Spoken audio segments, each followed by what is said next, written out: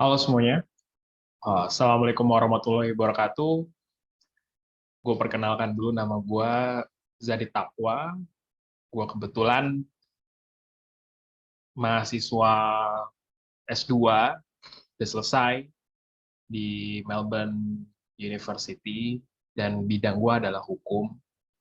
Sekarang gue juga lagi proyek untuk menyelesaikan PhD, karena memang jalur yang gue pilih adalah jalur akademisi, yaitu buat jadi dosen di Fakultas Hukum Universitas Indonesia. Jadi itu merupakan bidang gua. Lalu muncul pertanyaan, kenapa gua mencoba untuk akhirnya memilih untuk get started on YouTube dan juga dunia perpodcastan, perpodcastan.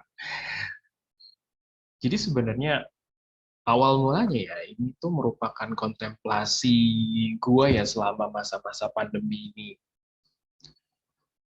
melihat banyak banget teman-teman gue, terus juga yang juga kena COVID, dan juga saudara-saudara terdekat gue, baik itu om, saudara sepupu, yang udah meninggal semuanya. Ada satu hari di mana gue kayak semacam terdiam, termenung, bentar, apa ya bentuk kontribusi yang benar-benar bisa gue tinggal untuk masyarakat di sekitar gue, dan juga mungkin masyarakat lebih luas lagi ya. Ya mungkin salah satunya adalah dengan dunia di bidang gua nanti, dunia pendosenan dengan dunia perakademis yang lain sebagai macam, ya nulis, lalu kemudian mungkin mengajar, dan lain sebagai macamnya. Cuman ada satu semacam kanal baru yang menurut gue ini sangat sangat tidak bisa dilewatkan ya, yaitu dunia perpodcastan dan juga YouTube. Karena di situ gua akan memasukkan sesuatu yang itu akan terekam, yang orang bakal bisa muter sampai kapanpun. Sebenarnya tulisan juga bisa sih. Cuman gue ngelihat kanal baru ini itu juga mempunyai masa yang sangat luas. Jadi gue bertanya kenapa nggak dua-dua kanal ini aja gue manfaatkan.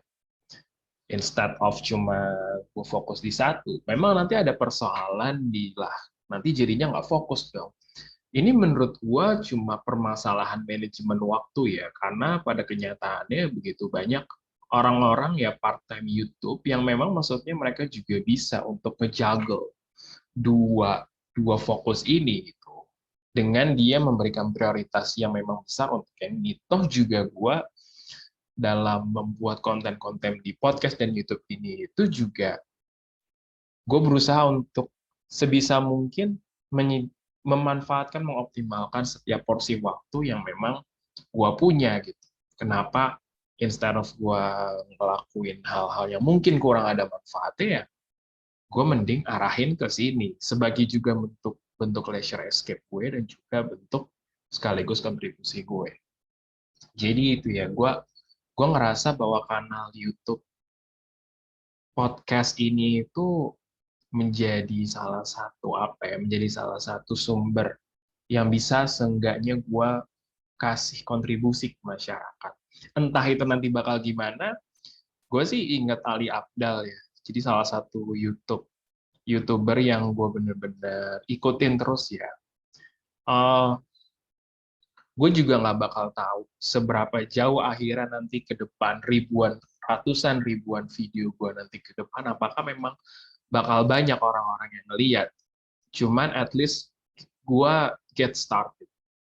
Gue mencoba untuk satu, tidak hanya put in works, tapi juga gue seenggak-enggaknya dengan kuantitas yang nanti gue coba masukkan ke dalam podcast ini, nanti akan semakin meningkatkan luck gue yang nanti mungkin akan akhirnya orang akhirnya mulai ngeh, oh ada ya namanya di dunia ini namanya Zadi Taqwa.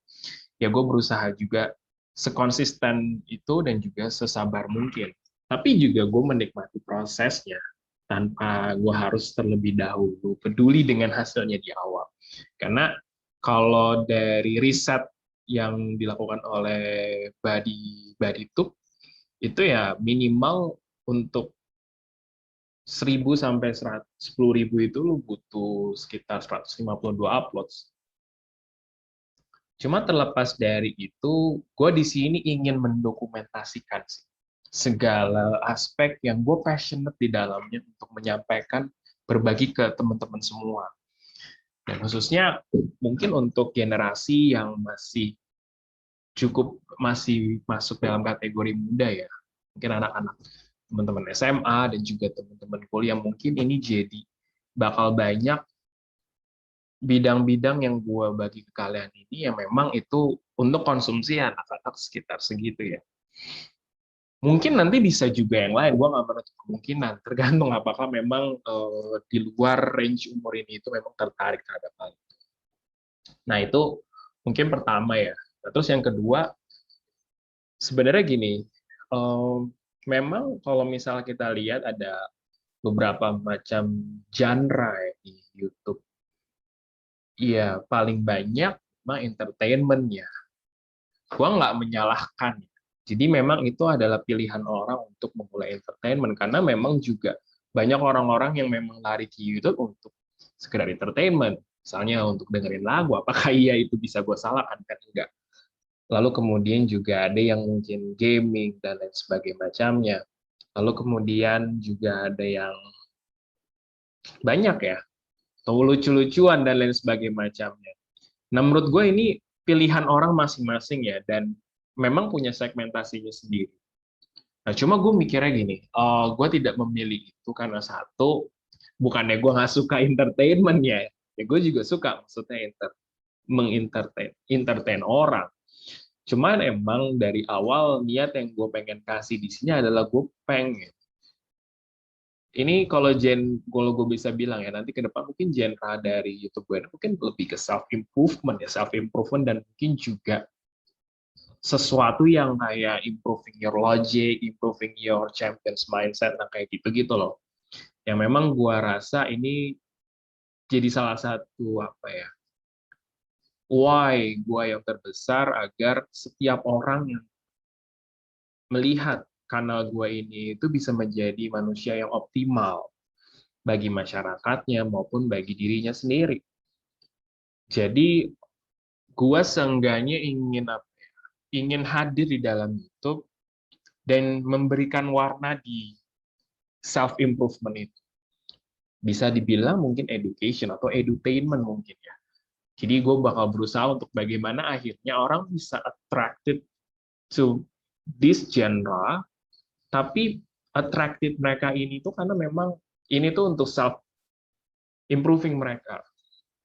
Nah, jadi mungkin ada beberapa yang gue pengen topik yang memang gue pengen itu kan adalah satu tuh terkait dengan dialektika. Jadi dialektika ini sebenarnya gue kebetulan juga bukan kebetulan ya, gue memang anak di bidang sosial. Dulu gue juga ikut debat dan memang hukum bidang gue. Jadi memang begitu banyak isu-isu sosial. Di sini sebenarnya di samping gue secara kepentingan pribadi ya, di sini gue ingin terus menghidupkan atau mengaktifkan otak gue untuk terus bernalar, untuk terus berdebat, untuk terus berlogik, dan juga untuk mendekati kebenaran. Tapi di sini menurut gue juga penting bagi teman-teman kita semua untuk terbiasa dalam melakukan dialektika, yaitu sesering mungkin menabrakkan berbagai macam alternatif pandangan, sehingga akhirnya seenggak-enggaknya kita bisa berusaha untuk mendekati kebenaran itu, tetapi dalam konteks cara berpikir, gue pengen kita semua, dan ini harapan gue, kita selalu terbiasa untuk hati-hati dalam, oke, gue ikut stance ini. Jadi, gue pengen ya, nanti selama proses ini berjalan, ya teman-teman menikmati adanya ya proses dialektika itu menjadi sebuah proses yang satu mengasyikkan dan satu sangat benar-benar krusial dalam kita melihat sebuah realitas apapun, realitas sosial, bahkan realitas kehidupan apapun. Jadi nanti mungkin akan banyak isu-isu sosial yang sebenarnya baik itu isu-isu populis maupun isu-isu yang sebenarnya menurut gue tuh penting, tapi emang jarang aja juga diangkat ke permukaan. Nah, nanti bentuknya memang bisa gue duet dengan beberapa temen-temen gue dan juga mungkin ada yang solo. Jadi nanti intinya sih itu self improving pertama ya. Jadi self improving your dialectic process, your logic. Nah, kayak gitu tuh yang pertama. Dan yang kedua sebenarnya ini gue pengen masuk ke isu millennial life crisis. Nah, uh, gue kenapa ini jadi salah satu juga topik atau tema yang gue bener-bener pengen masuk kontribusi di dalamnya, karena memang gue merasakan dan gue maksudnya mengobservasi dan melihat dan bahkan merasakan sendiri ada permasalahan yang sangat sangat apa ya, sangat mendasar, tapi juga belum terlalu banyak orang-orang yang masuk untuk memecahkan persoalan tersebut, khususnya di anak-anak pelajar maupun kuliah ya. Jadi baik itu terkait dengan karir, terus juga relationship, dan juga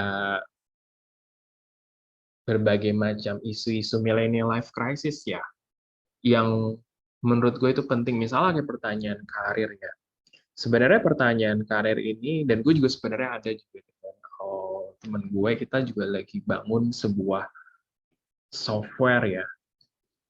Kita lagi terus dialektikan, diskusikan terkait dengan sebenarnya gimana ya kita pengen setiap anak-anak yang lulus dari SMA maupun yang nanti mungkin setelah kita sih sebenarnya targetnya habis lulus apa pas anak SMA di terakhir itu ya, mereka benar-benar nanti itu masuk dalam pilihan karir yang memang benar-benar gue bukan bilang sesuai passion ya, tapi memang benar-benar itu tepat. Nah, ngomongin tepat ini tuh nggak bisa cuma ngomongin masalah passion itu cuma minat ya, tapi gue juga lagi pengen akhirnya membongkar aspek-aspek lain itu terkait dengan bakat dan kepribadian. Sebenarnya memang udah banyak sih platform-platform yang berusaha untuk akhirnya mengarahkan ke sana.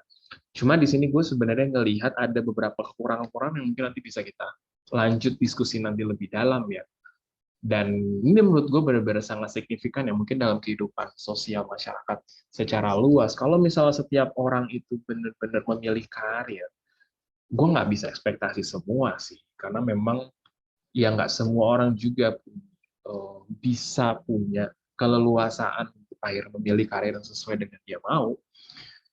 Cuman bayangin ya, ketika setiap orang itu memilih karir secara tepat, maka ketepatan ini itu akan berpengaruh terhadap seberapa signifikan kontribusi yang bisa dia kasih untuk dirinya sendiri maupun untuk masyarakat secara luas. Nah, biasanya isu-isu insignifikan dari kontribusi itu awal mulai dari karir itu, ketidaktepatan dalam memilih karir, dan kemudian proses bagaimana dia bisa akhirnya bisa menjadi yang terbaik di bidang karirnya itu. Nah, kayak gitu-gitu sih. Itu juga ada isu pertemanan dan juga isu, menurut gua ya bisa dibilang isu-isu kerusakan masyarakat lah ya. Nah, itu nanti mungkin bakal gue coba mau bahas di situ ya. Nah, sama yang terakhir sebenarnya namanya champions mindset ya. Sebenarnya kenapa ini tuh gue juga pengen share ya. Di samping ini itu secara kepentingan pribadi ya. Jadi gue itu jujur ya, gue itu nggak pernah bener-bener ngerasain jadi juara ya. Seriusan nih, gue setiap kuliah itu kalah terus. Terus juga nilai-nilai gue juga nggak outstanding itu sih. Gue dari kelas SD sampai SMA gue nggak pernah ranking 1. Cuman gue apa ya sampai tahap sekarang ya, maksudnya gue bersyukur, tapi di satu sisi gue juga ingin terus bentar deh, gue harus terus menghidupkan champions mindset itu. Dan gue berharap champions mindset ini yang gue nanti kemungkinan sih bakal extract dari berbagai macam orang-orang yang bisa dikatakan sukses lah ya mungkin dalam kehidupan dunianya ya. yang nanti mungkin gue akan coba narik rules-rules-nya. Nanti kemudian kita bakal coba bahas masing-masing dari rules yang mereka punya itu. Nah, nanti gue harapin sih teman-teman punya, dan gue pribadi, kita punya mindset ini secara bersama. Karena serius deh, menurut gue ya gimana ya, balik ke yang tadi awal gue bilang ya, sebenarnya gue nggak against terhadap entertain, cuma too much is never good. Gue pengen kita mencoba untuk memberikan yang terbaik. Nah, dalam konteks memberikan yang terbaik ini, menurut gue dia bisa sampai optimal ketika kita punya intensi untuk menjadi champions, menjadi yang paling terbaik di dalam bidang yang kita kontribusikan itu, apapun itu ya. Nah, mungkin itulah ya sedikit kenapa gue coba memulai dan kira-kira bayangannya ke depan apa. Gue berharap sih satu, ini bisa jadi salah satu sarana aktualisasi gue untuk apa ya? Untuk terus mendokumentasikan, mengingat yang ini itu bisa terus diputar, terus berulang apa yang pernah gue kasih di muka bumi ini.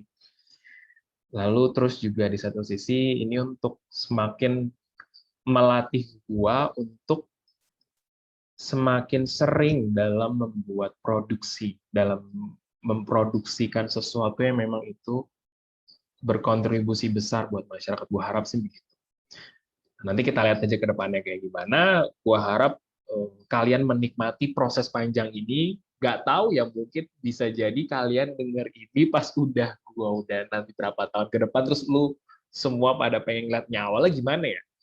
Ya mungkin ini adalah video pertama gue nggak tahu ke depannya gimana. Let's enjoy the journey. Thank you. Assalamualaikum warahmatullahi wabarakatuh.